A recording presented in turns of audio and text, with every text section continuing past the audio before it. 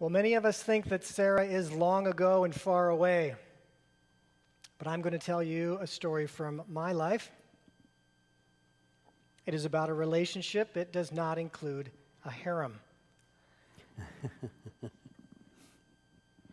But it does include some pain and suffering, which I'm sure you will enjoy.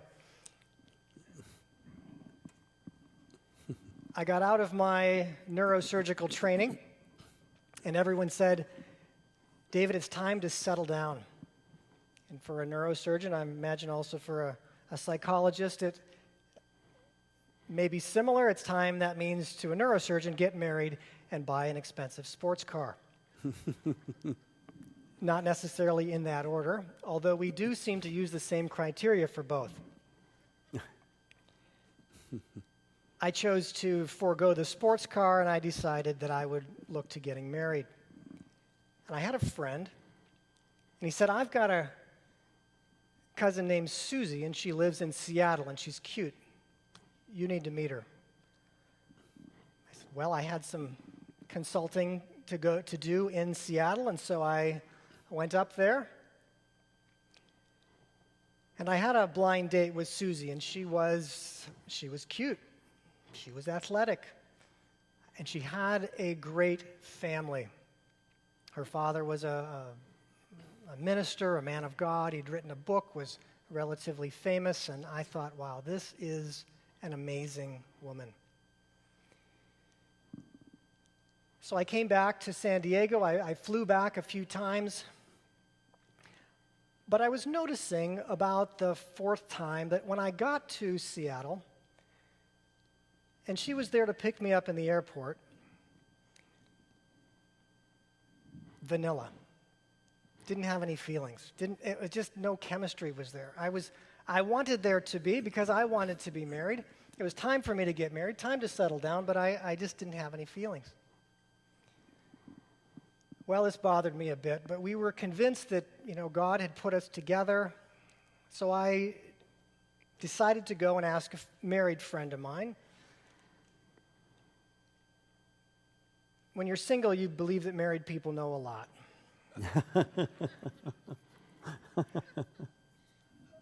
I said to him, look, I've got this problem. On paper, this woman looks perfect. Everyone says she's perfect for me. I just don't have any feelings. He said in his great wisdom, feelings, schmealings. The feelings all go away in 6 months anyway. Oh, great advice. Huh? Oh, goodness. I said, 6 months? He said, yeah, feelings go away in 6 months. I said, I'd still like my 6 months. Can I at least have my 6 months? He says, have you ever committed to a woman? I said, no. I've made some commitments for automobiles, but not for a woman. He said, that's your problem. You commit to her, and the feelings will come. I said, that is the only thing I have not done. That's brilliant. It's like that out of a movie, right? Commit or build it and they will come. Commit and the feelings will come. I said, wow, that is so wise. And so I flew to Seattle, and around Christmas time I decided that I would test this hypothesis, and I asked Suzie to marry me. Now, I see the women sort of groaning, and I see the men saying, did that work? Did that? I think that might work. Yeah, so I asked her to marry me, and she was thrilled. Her family was thrilled. I was a hero. I was a knight in shining armor, absolutely amazing. And I realized, wow, this is such a happy woman. I mean, being around a happy woman, it does something to a man. I thought, this is the feelings that I've been waiting for. And we started planning the wedding. Everything was going great. I flew back to San Diego. She sold her car. She quit her job. And there I was waiting to receive her in San Diego, and I could not wait to see her in the airport. With all of these feelings bubbling up, I just couldn't wait to be overcome by the joy when I would see her face. And there she was, walking down the jetway. And she got to me, and vanilla. There was nothing there. But I smiled, and I gave her a hug, and I welcomed her to San Diego because I was convinced that the feelings would come. I just needed to continue to commit to this relationship. Well, the first month or so was a bit rocky. And then I noticed I was no longer able to eat Mexican food. Now, if you're from San Diego, obviously you know that Mexican food is really good here. I couldn't eat Mexican food, nothing spicy, no spices, and finally I couldn't even take salad dressing. I mean, nothing with any spice in it. I went to the local physicians, my friends, and I was taking Tums, I was taking Maalox, and then I had to take some increased level of acid suppressors. Then I noticed the next month I felt sort of a mass here in the stomach, and I knew what it was. It was a tumor. I knew that I had a stomach tumor. It felt sort of like a knot, but it was this mass, and I couldn't digest my food. And I knew that if I had stomach cancer, that I would probably pass away in just a few months. And that I had better go and get myself a scope. So we went. She drove me to the GI appointment. I had the scope placed down my throat. They put me out and did a full scope procedure. And guess what? There was no tumor. I know you're all surprised at that. They said it was a little bit of irritation of the stomach lining. And then, something I'll never forget, the doctor looked at me and he said, "Have you been under any stress lately?" And I looked at her hanging onto my arm and I thought, no, everything's fine. Nothing recent. Well, she drove me home that night, and after she left, I'm sort of thinking over that, and wow, the only thing that's changed, I never had stomach problems before. It's not a tumor. What if it's her? Oh, it couldn't be. And now the thought came to my mind, I'm going to have to tell her to go back to Seattle. Oh, no, I can't do that now. I'm in too deep. I'm in way too deep. You see, I was afraid every time I would start to back up, she would start to cry and she would accuse me of not loving her. And she would say, "You are just like every other guy." Now, wait a minute, I'm a neurosurgeon. I'm not like every other guy. And that was just what she needed to do, to push my buttons, and I would do whatever I needed to do. I would say whatever she wanted me to say. No, we're going to be fine. I love you, whatever it was. I would start moving forward. Oh. I realized subconsciously, I probably was hoping I had a stomach tumor. That would be an easier way out than having to break up with Suzie. But by this point, I'm eating only bread and water, so I've lost 10 pounds, and I'm not going to die quickly of a stomach tumor. I'm actually going to slowly starve to death. I realize I'm going to have to face her. You know, you've seen those nuclear test things with that mushroom cloud, how it sort of hangs and then... So I broke the news to her, and it was a mushroom cloud. A lot of fallout, a lot of scatter, a lot of toxic waste. There was... she was angry, her mother was angry, and for good reason. She came to San Diego believing that I had feelings for her, that I loved her. Now, I justified it saying, well, I love you, but more in the sisterly, agape love sense. I'm trying to help you. And by the way, isn't San Diego a great place to be anyway? I mean, she wasn't vacationing. She wanted this relationship to work. I did her a great disservice by not having a voice when I should have spoken up because I was so far in and I didn't want to upset her. So I see some parallels here with Abraham and Sarah. And I'm hoping that you can see some parallels with you, because I want you to leave here tonight thinking about your relationships and the ones you may or may not have a voice in. You know, one of the things that God, I believe, tried to tell me once this relationship was over is, see, I believed because someone was good, looked good on paper, that was it.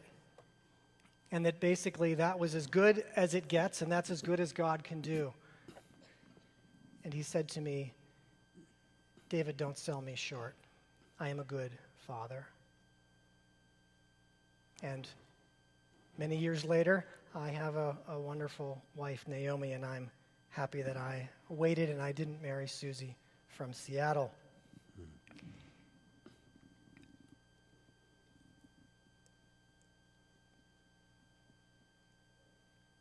You see, I wanted to be married. She wanted to be married. We wanted this to work. We believed God was in it. I wanted to stay on this pedestal, and I didn't want to come down. One of the reasons that we don't have a voice is we're afraid of losing our position. We're afraid of what people will think if we tell them the truth. I was going to have to get off the pedestal for her and for her parents, who I dearly wanted to love me. I wanted them to accept me. I wanted them to bring me into their family. They had a very tight family, and I wanted one of those.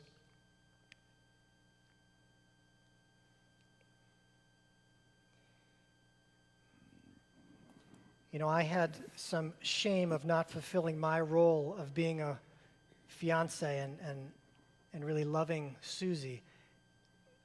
And Sarah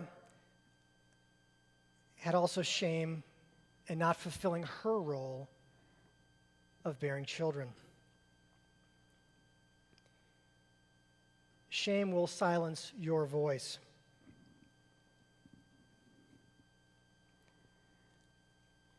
But the one thing that we haven't really talked about here, really God hasn't come up in any of this, not in Sarah's life and not in mine. And that is something that I want to bring together, because what I noticed in Scripture and what I noticed about this season of my life is I wasn't praying a whole lot. I wasn't really seeking out godly counsel. The guy who gave me that advice was, one of the guys I surf with. I mean, it tells you something about men. Ladies, don't miss this. I was a fully trained neurosurgeon operating on people's brains, and I believed, sort of like if you went to a house and you walked into a house, you were looking to buy it, and you said, I get the terrible feeling in this house. And the realtor said, oh, buy it. The feelings will change. It's ridiculous. Men don't even know what they don't know. We don't know as much as we think we know. I mean, what I knew about relationships, I could have written on one side of a 3x5 card.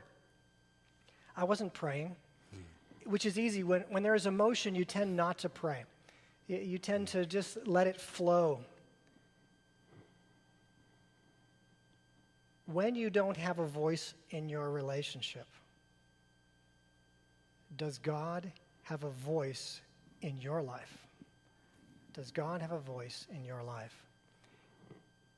If you are not having a voice in your relationship, are you interested in what God has to say in your relationship with Him? I see no indication that Sarah ever prayed. I see no indication that she asked God, that she was interested in what Abraham's relationship with God was, that if she was part of that vision, just going along with it. If you read Genesis, there was a guy named Melchizedek this king of righteousness, this king of Salem.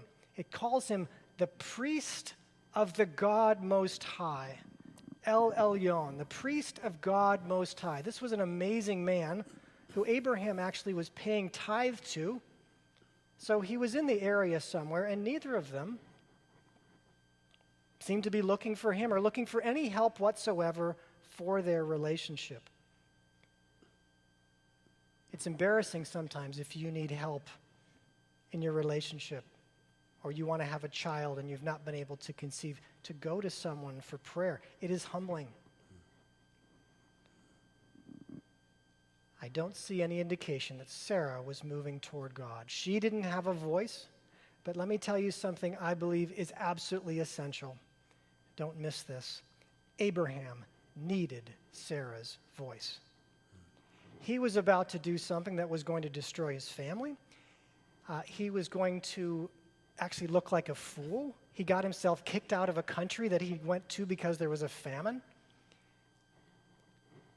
He got thoroughly embarrassed. He got his wife put into a harem because she didn't speak up. And what would she say? She would say, Abraham, you were just telling me about those promises that God gave you. You're supposed to be the father of nations. Your children are going to inherit this land. How are you going to have children if you're dead? God says, he's blessing you. Everyone who blesses you is blessed, and everyone who curses you is cursed. Well, how does that work?